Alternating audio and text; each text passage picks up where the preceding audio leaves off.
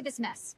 Ripped seams, cheap fabric. This doesn't concern you. This family is a problem, and I'm done tolerating it. A wealthy HOA president tore my 9-year-old daughter's dress at school, calling us trashy and poor in front of everyone, leaving bruises on Sophia's little arm. I was just a broke single mom working minimum wage, completely powerless against this woman who had money, authority, and connections everywhere that mattered.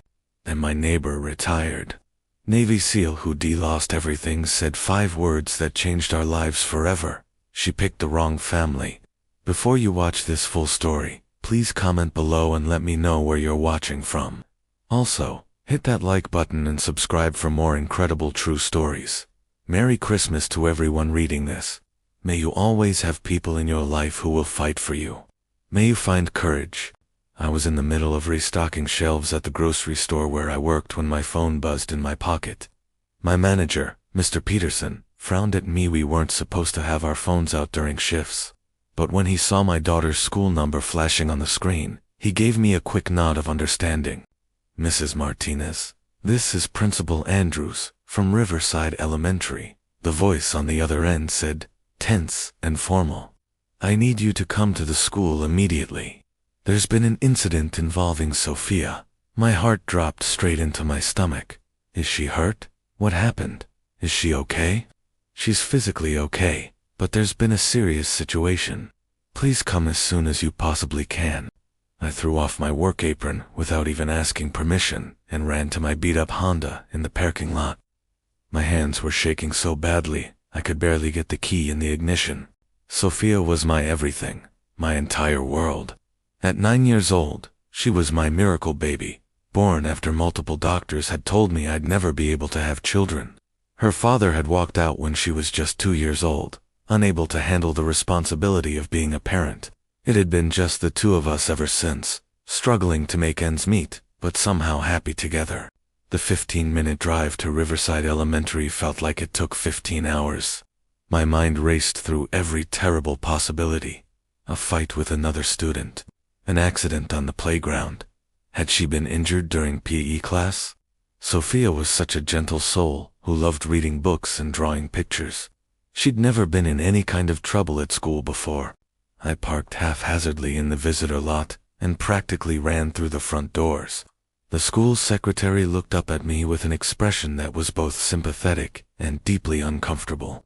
She pointed toward the principal's office without saying a word, which only made my anxiety worse. That's when I heard my daughter crying, that heartbroken sobbing that only a mother can recognize instantly. I burst through Principal Andrews' office door, and my entire world stopped spinning. Sophia sat hunched in a chair, her small shoulders shaking with sobs. Her beautiful dress, the lavender one with delicate white flowers that she'd begged me to buy specifically for school, picture day, was torn. Not just a small rip, but completely destroyed, hanging in ragged tatters down the side. She was clutching an oversized school gym shirt around herself, desperately trying to cover up her exposed skin. Mia, I dropped to my knees in front of her, pulling her trembling body into my arms. What happened, baby? What happened to you?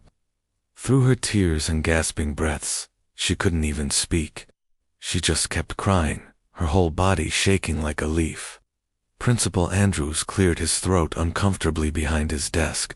Mrs. Martinez, perhaps we should speak in private first, before we— No, I cut him off sharply, holding Sophia tighter against me. Tell me what happened to my daughter, right now. That's when I noticed there was another woman in the room. She sat in the corner chair, looking perfectly composed in her expensive designer pantsuit. And what she'd done to my daughter was so cruel, so unthinkable, that it would shock the entire community. Stay with me, because what happened next proves that sometimes the people who seem most powerful are actually the most vulnerable. ... She sat composed in the corner chair, wearing an expensive designer pantsuit, her blonde hair styled in a sleek, perfect bob. She looked annoyed and impatient, like this entire situation was just a terrible inconvenience interrupting her busy, important day. This is Mrs. Patricia Whitmore, Principal Andrews said carefully. She's the president of our school's PTA, and also serves on the neighborhood HOA board. There was an altercation during lunch period today. Altercation? I stared at him in disbelief, then looked down at my daughter's destroyed dress. My daughter's dress is completely destroyed. This isn't an altercation. It was an unfortunate accident, Patricia said coolly, her voice dripping with condescension. The child was wearing an inappropriate dress that clearly violated our school dress code policy. I was simply trying to measure the length properly when the cheap fabric tore. I looked at her in absolute disbelief. You tore my daughter's dress? The dress was far too short, Patricia continued, as if I hadn't spoken. According to official school policy, dresses must reach fingertip length when arms are at the sides. I volunteer my valuable time here to ensure proper standards are maintained, and when I observed that her dress was clearly well above regulation length, "She's 9 years old," I shouted, my voice echoing off the walls, "and you had absolutely no right to put your hands on her." Sophia sobbed even harder against my chest. That's when I noticed the angry red marks on her thin little arm marks that looked exactly like someone had grabbed her roughly. "Did you grab her?" I asked, my voice dropping to a dangerously quiet tone. "Did you put your hands on my daughter?" "I needed to check the hem length properly," Patricia said, without a trace of remorse. The child was being difficult and moving around instead of standing still. I had to hold her arm to measure accurately.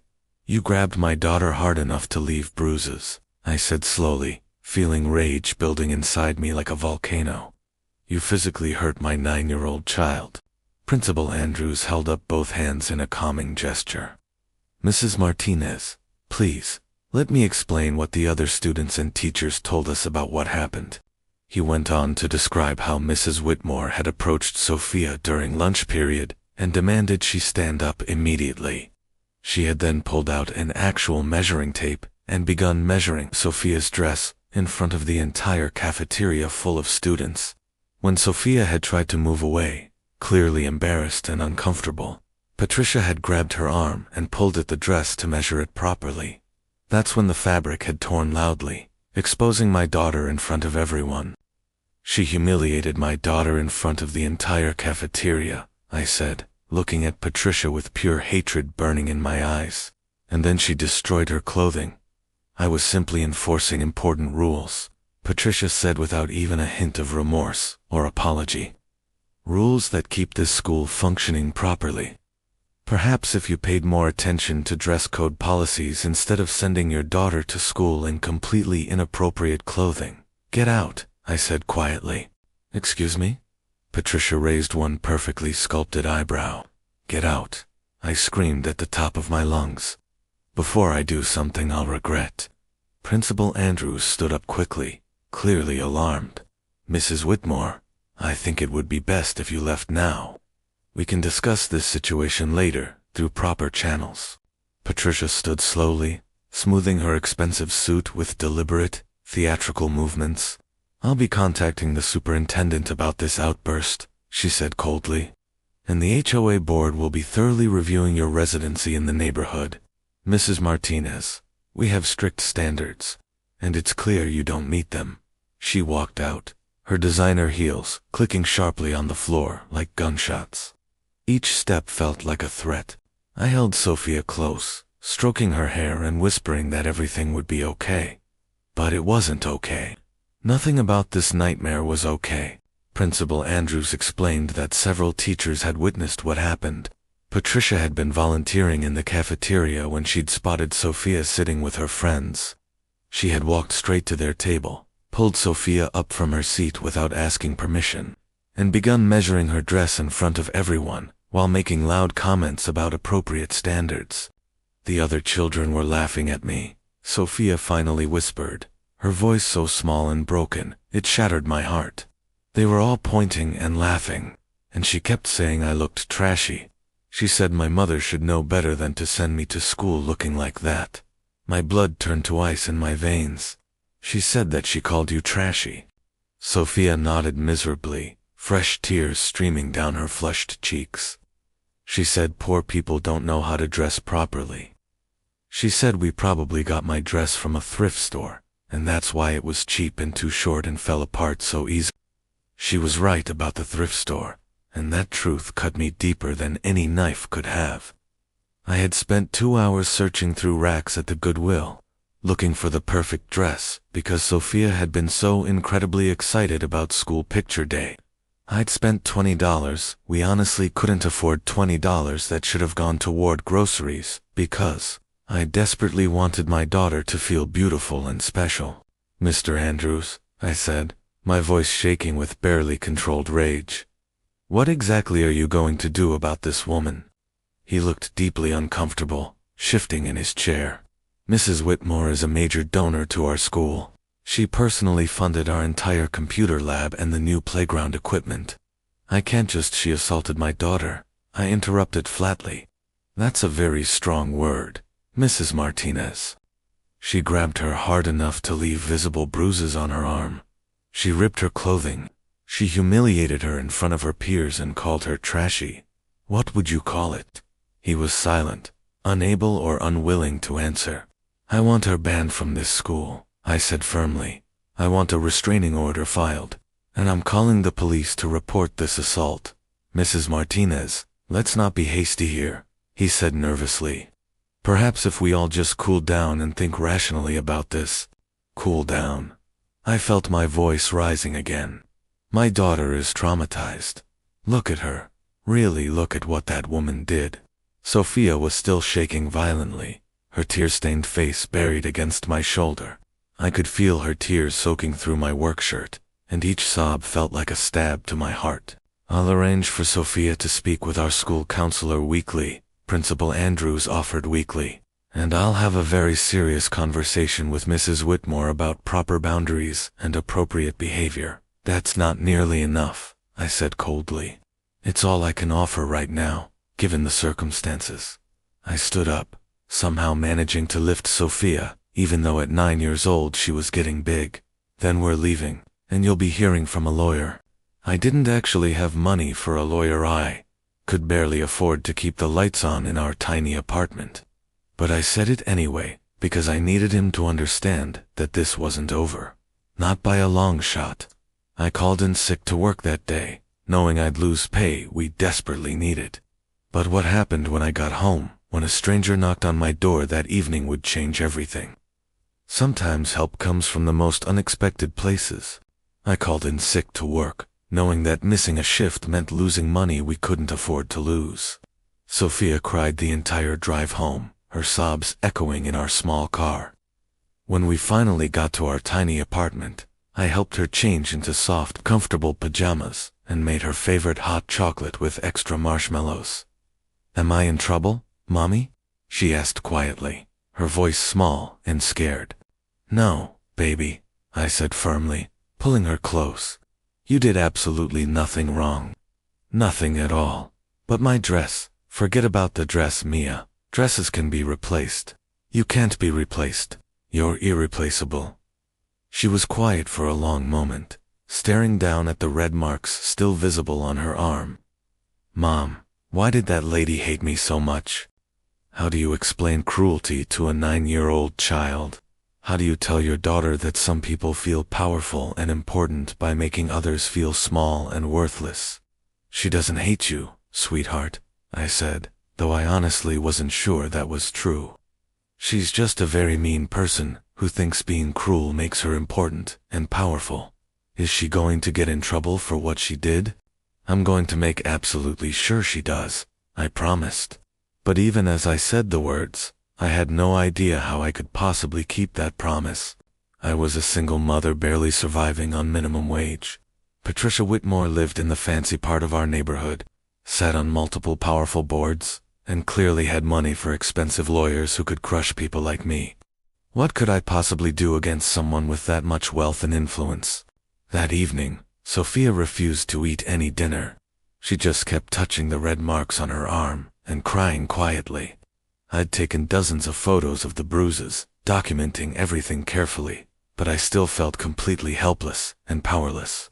Around 8 o'clock, there was an unexpected knock on our apartment door. I looked through the peephole cautiously and saw a tall man in his late 30s standing in the hallway. He had military short hair and was wearing simple jeans and a plain t-shirt. Something about him seemed both dangerous and trustworthy at the same time. "Can I help you?" I called through the closed door, keeping the chain lock secured. "Mrs. Martinez, my name is Jake Harrison," he said in a calm, steady voice. "I live in Unit 2B. I heard what happened to your daughter today. My sister teaches at Riverside Elementary, and she told me everything." I opened the door cautiously, keeping the chain lock engaged. "What do you want?" "I want to help you, and Sophia. May I come in?" There was something about his eyes, they were kind but carried a weight in them, like they'd seen things most people couldn't even imagine. Against every bit of my better judgment, I let him inside. Jake Harrison sat at my small kitchen table and listened intently as I told him everything that had happened. He didn't interrupt me once. He just listened with complete, total focus, the way someone trained to gather critical intelligence would listen. When I finally finished, he was quiet for a long moment. "Where's Sophia right now?" he asked gently. "Sleeping." Finally. It took her 2 hours to calm down enough to fall asleep. "The marks on her arm, do you have photos documenting them?" "Yes, dozens." "Why are you asking?" "Because what Patricia Whitmore did isn't just cruel behavior," he said firmly. "It's assault and battery on a minor child. The principal might be protecting her because of her donations, but the law doesn't care how much money she's given to the school." "I can't afford a lawyer," I said, feeling tears building up again. "I can barely afford groceries." "You won't need to pay for one. Not yet, anyway." He leaned forward seriously. "Mrs. Martinez, I should tell you something important about myself. I spent 12 years as a Navy SEAL. I've dealt with all kinds of bullies before, the kind with guns, bombs, and real power. Patricia Whitmore is just another bully, and all bullies have one thing in common." "What's that?" "They're cowards at their core. They only pick on people they think won't fight back. People they think are too weak or scared to stand up to them." "I want to fight back," I said, my voice breaking, "but I don't know how. She has money and power and connections, and I have nothing." "You have me," he interrupted, "and I have training in taking down targets who think they're untouchable. With your permission, I'd like to handle this situation for you." "Handle it how?" "Are you talking about doing something illegal?" "Completely within the law," he assured me, "but very, very effectively. I have contacts, people who owe me serious favors, and I have skills that Patricia Whitmore has never encountered before in her privileged life." I should have said no. I should have been suspicious of this stranger offering to help us out of nowhere. But something deep in my gut told me Jake Harrison was exactly what he appeared to be, a protector who'd seen a child hurt and simply couldn't walk away. "Why do you want to help us?" I asked. "You don't even know us?" His jaw tightened, and I saw pain flash across his face. "I had a daughter once. She'd be about Sophia's age now. She died in a car accident 5 years ago, along with her mother, my wife. I was deployed overseas doing a job I thought was important and necessary. I came home to funerals instead of family." Tears filled my eyes instantly. "I'm so sorry. That's terrible." "I can't bring them back," he said quietly, "no matter how much I wish I could. But I can make absolutely sure that other little girls don't get hurt by people like Patricia Whitmore. Will you let me help you?" I nodded, not trusting my voice to speak. "Good," he said, standing up with purpose. "First thing tomorrow morning, we're going to the police station. We're filing an official report. Then we're getting you a lawyer. I know someone who does pro bono civil rights cases. And then we're going to make sure everyone in this community knows exactly what Patricia Whitmore did to your daughter, fighting back." The next morning, Jake picked us up at exactly 9 o'clock. Sophia was nervous and hesitant when she saw this stranger hiding behind me and peeking around my legs at him. He knelt down to her level, making himself less intimidating. "Hi, Sophia. My name is Jake. I'm a friend of your mom's, and I'm going to help make absolutely sure the mean lady doesn't hurt you or anyone else ever again. Is that okay with you?" Sophia looked up at me questioningly. I nodded reassuringly. She turned back to Jake cautiously. Will she get in real trouble? Yes, she will. Big trouble. Good, Sophia said firmly. She was really, really mean to me. I know she was. And that's not okay. Nobody, and I mean nobody, gets to be mean to kids, ever. At the police station, the officer taking our report seemed skeptical at first, like he'd heard too many exaggerated stories from angry parents. But when Jake started speaking, using precise legal language about assault, battery, child endangerment, and documented physical evidence, the officer's entire attitude changed dramatically. You military? The officer asked Jake directly. Navy, retired SEAL. The officer's eyebrows shot up. And you're helping this family because someone needs to, Jake said simply. And I'm someone who can. The report was officially filed. They took detailed photos of Sophia's bruises, which had actually darkened and become more visible overnight. They took my complete statement, Sophia's statement, and carefully recorded the names of all the witnesses. What happens now? I asked anxiously. We'll conduct a thorough investigation and interview all the witnesses, the officer explained. If everything checks out and corroborates your account, we'll forward it to the DA's office for possible criminal charges. How long will that take? Could be a few weeks. Could be a few months. These things take time. Jake leaned forward across the desk. Officer, I'm sure you're very busy with many cases. But this particular case involves a child who was physically assaulted by an adult authority figure at school, in front of dozens of witnesses. I would think that might warrant somewhat expedited attention. Wouldn't you agree? Something in Jake's tone, calm but absolutely unmistakable, made it very clear this wasn't a polite request. The officer nodded slowly. I'll make sure it gets priority attention. You have my word. 2 days later, I found an official-looking letter waiting in my mailbox. It was from the Riverside Meadows HOA, signed with Patricia Whitmore's name in bold letters across the bottom. Notice of violation in hearing. Dear Resident Martinez, multiple serious violations of HOA regulations have been observed at your property. The letter went on to list completely fabricated violations. Unauthorized laundry hanging on my balcony, which had never happened. Parking in visitor spots overnight. I always parked in my assigned spot. Noise complaints from neighbors Sophia and I were practically silent. And failure to maintain property standards, whatever that meant. Total fines, $2,000. And there was more. Additionally, a mandatory hearing has been scheduled regarding your continued residency in Riverside Meadows. Your recent threatening behavior toward HOA board members has created an unsafe environment. We will be reviewing whether your lease should be terminated. I read it 3 times, my hands shaking violently. Every single violation listed was a complete lie. Patricia was retaliating against me for reporting her crime, trying to get us evicted from our home. I called Jake immediately, my voice panicked. He was at my door within 10 minutes. She's trying to get us thrown out, I said, showing him the letter.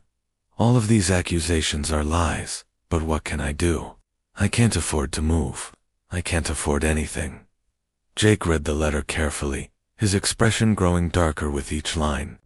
These are obviously false accusations. She's using her position on the board to harass you in retaliation. This is witness intimidation. What can I possibly do? I asked desperately. She has all the power. Not anymore, she doesn't, Jake said, pulling out his phone. I'm calling my lawyer friend right now. What Patricia just did was a huge mistake, probably the biggest mistake of her entire life. Jake's lawyer friend arrived that evening, and what she told me gave me hope for the first time. But what Jake discovered about Patricia's past would blow this case wide open. Stay with me, because this Christmas season reminds us that justice really does exist when good people refuse to stay silent. Jake's lawyer friend, a sharp-eyed woman named Catherine Mills who looked to be in her 50s, arrived at my apartment that same evening. She had an authoritative presence that immediately made me feel safer. Mrs. Martinez, what Patricia Whitmore is doing is illegal on multiple levels, Catherine explained clearly.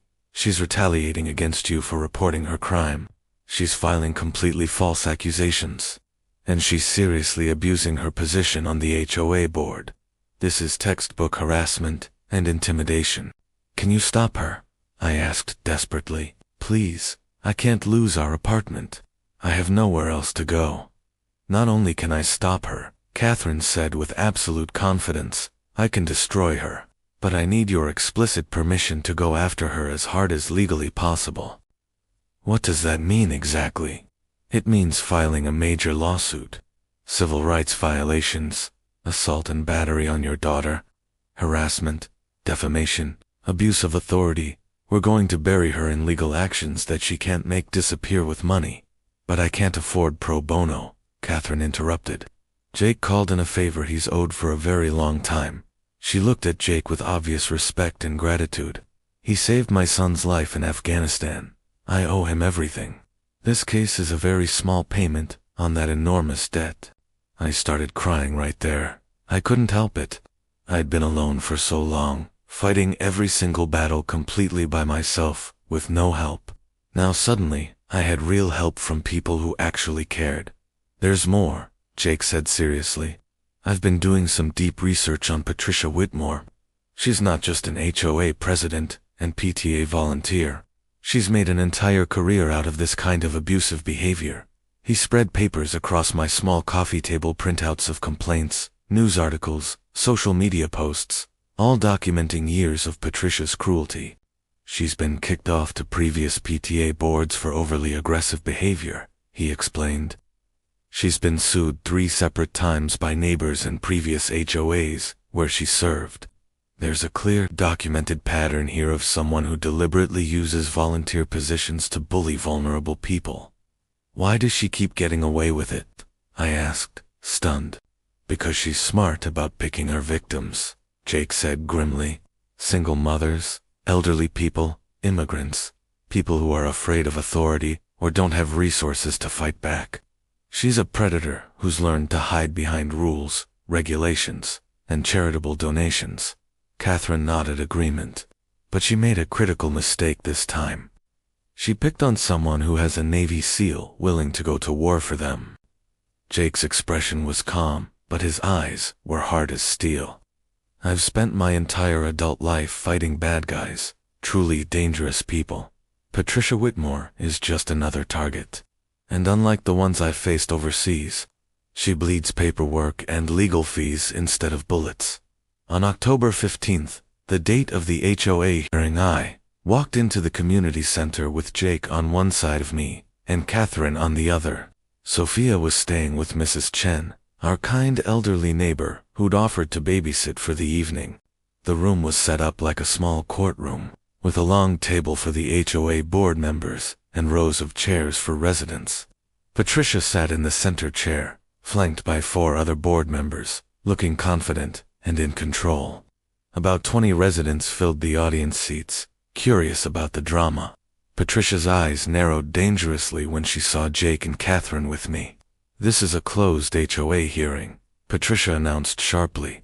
Outside attorneys are not permitted under our bylaws. Actually, Catherine said calmly, opening her briefcase. According to HOA bylaws section 12.3, residents are entitled to full legal representation at any hearing that could result in lease termination. Would you like me to cite the specific language, or shall we proceed? Patricia's jaw tightened visibly. Fine, let's proceed. Mrs. Martinez, you've been accused of multiple violations, she began formally.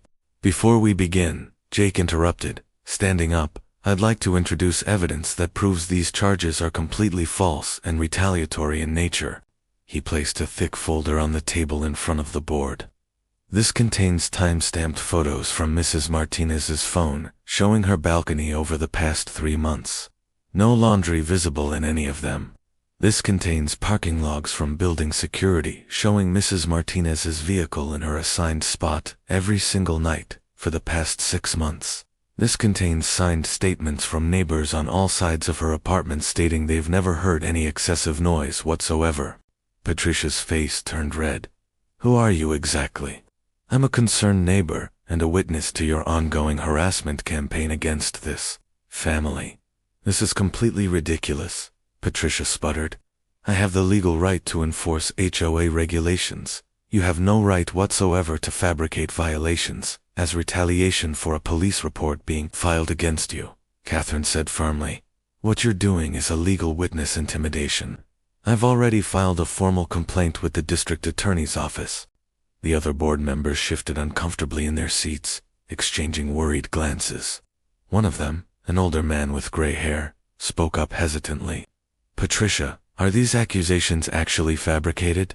Did these violations really not occur? Of course not, Patricia said quickly. I personally observed, when Jake asked sharply.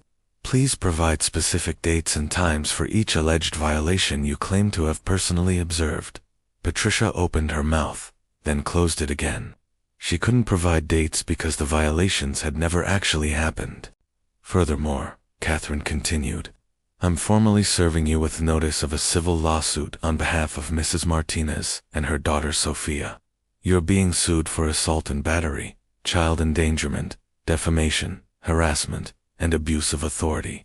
The filing will become public record by tomorrow morning. You can't sue me for enforcing school dress code policy, Patricia said, but her voice had lost its confident edge. You're not a school staff member, Catherine said. You had absolutely no authority to physically touch that child.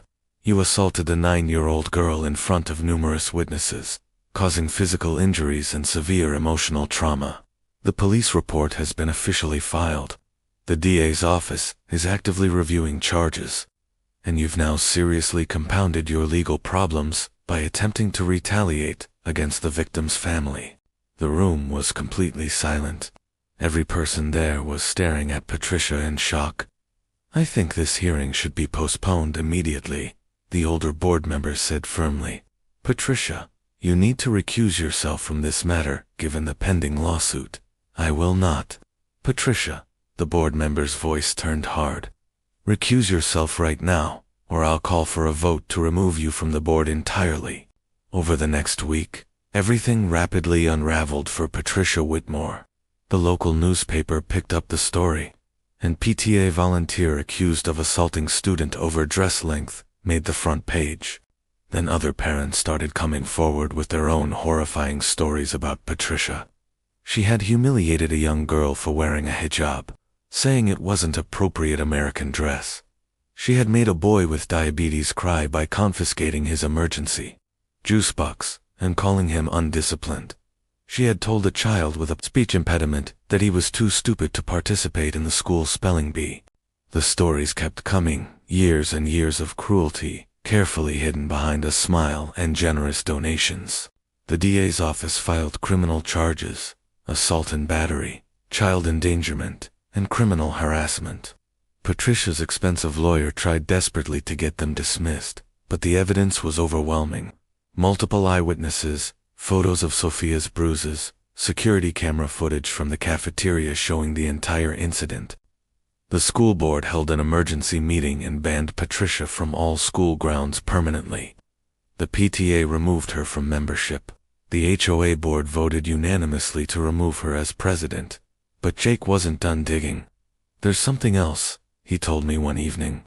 Her money, she claims she's wealthy from her late husband's investments, but the numbers don't add up at all. He showed me financial records he'd obtained through perfectly legal public information requests. Her husband left her comfortable but not wealthy. She shouldn't be able to afford the lifestyle she has, the designer clothes, the luxury car, the generous donations to the school. So where's all the money actually coming from? That's exactly what I'm trying to find out. Catherine joined our investigation, using her legal expertise to subpoena records. What she discovered was absolutely shocking. Patricia had been embezzling from the HOA for years, setting up fake vendor accounts, paying herself for consulting services that never actually happened, inflating costs on every project to pocket the difference. Over 5 years, she'd stolen nearly $200,000 from the homeowners. She's not just a bully, Catherine said grimly. She's a real criminal. The FBI got involved. Financial fraud, wire fraud, large-scale theft. The charges kept piling up higher and higher. Throughout all of this chaos and drama, Sophia was slowly healing. Catherine had arranged for her to see a child therapist who specialized in trauma. Week by week, my daughter was gradually coming back to herself. The trial was mercifully quick. Patricia's lawyer tried every defense possible, but the evidence was simply overwhelming. The jury deliberated for just 2 hours, guilty on all counts. The judge sentenced her to 3 years for the assault and child endangerment, another 5 years for the financial fraud, 8 years total in prison. The civil lawsuit settled for $750,000. Her insurance covered most of it, but she'd lose her house, her car, everything she'd bought with stolen money. But the real victory wasn't about money or prison sentences. 6 months after everything began, Sophia had her first completely nightmare-free week, then a full month, then 2 months. She went back to school without fear. The new PTA president made sure Sophia felt welcome and safe. Jake became a regular, permanent part of our lives. He helped Sophia with homework, taught her basic self-defense, and became the father figure she'd never had, but always deserved. One evening, about a year after everything happened, Jake and I were sitting on my balcony while Sophia played inside. "You changed our entire lives," I told him honestly. "You and Sophia changed mine," he said quietly. "After I lost my family, I didn't know what I was living for anymore. I had no purpose. Then I met you too, and suddenly I had a reason to get up every morning again." "We're not your lost family," I said gently. "No," he agreed. "But maybe you're my found family, if that's okay with you." I smiled through happy tears. "Yeah, that's more than okay with me." Sophia is 11 now, thriving in school with straight A's and serving on student council. She wants to be a lawyer when she grows up, just like Catherine. "I want to help kids like me," she tells everyone. "Kids who need someone to fight for them." Jake and I got married last spring in a small courthouse ceremony, with Sophia as our witness. She wore a beautiful new lavender dress, one that nobody would ever dare to rip. Patricia Whitmore is still in prison. She'll be there for another 6 years. I don't think about her much anymore. She's just a person who made terrible choices and paid the price. The settlement money is in a college fund for Sophia. She'll never worry about affording her education. This Christmas season, I'm reminded that even in our darkest moments, there is hope, there is healing, there is justice, and there are people who will fight for you with everything they have. Jake taught me that protecting people you love makes you stronger than any bully. Sophia taught me that even the worst trauma can be overcome with love and courage. And Patricia Whitmore taught us all that abusing power always has consequences.